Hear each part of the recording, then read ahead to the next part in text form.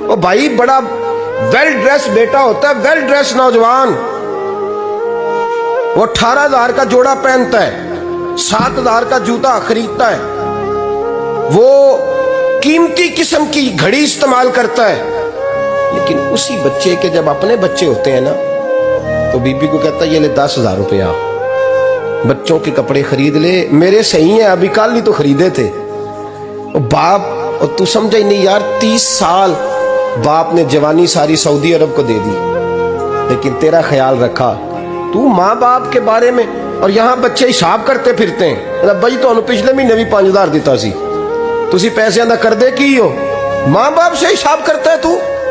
ترمذی شریف کے لفظ ہیں, ایک صحابی نے آ کے عرض کی یا رسول اللہ پیسے وراثت کے نہیں, میرے ابا جی نے نہیں دیے مجھے, میں نے خود محنت کر کے کمائے, اب میرا ابا مجھ سے پیسے مانگتا ہے تو کیا کروں, وہ میرے ہیں, میں نے کمائے ہیں, ابا جی نے نہیں دیے, وراثت نہیں, حصہ نہیں ملا. حضور میرا ابا مانگتا ہے تو میرے لیے حکم کیا ہے؟ تو نبی پاک نے فرمایا کیا کہا تم نے, پیسے تیرے ہیں؟ اور حضور ہاں. تو فرمایا ابا کس کا ہے؟ کہا یا رسول اللہ میرا. تو فرمایا اگر تو اپنے والد کا ہے تو تیری ہر شے تیرے والد کی ہے, تو بھی تیرے والد کا ہے تو تیرا مال بھی تیرے.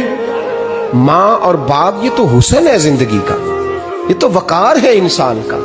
جب تک ماں باپ کا ہاتھ پکڑ کے چلو گے نا رستے سیدھے رہیں گے, اور جس دن انگلی چھوڑ کے سڑک پہ نکلنا پڑا نا سر چکرانے لگے گا. یاد رکھنا یہ بڑا مشکل کام ہوتا ہے. لوگوں کا تو رخ ہی اس دن واضح ہوتا ہے جس دن آدمی سائے سے محروم ہوتا ہے. ماں اور باپ تو تیری نعمت ہے بھائی. ماں باپ کے لیے فرمایا ہما جنتک و نارک,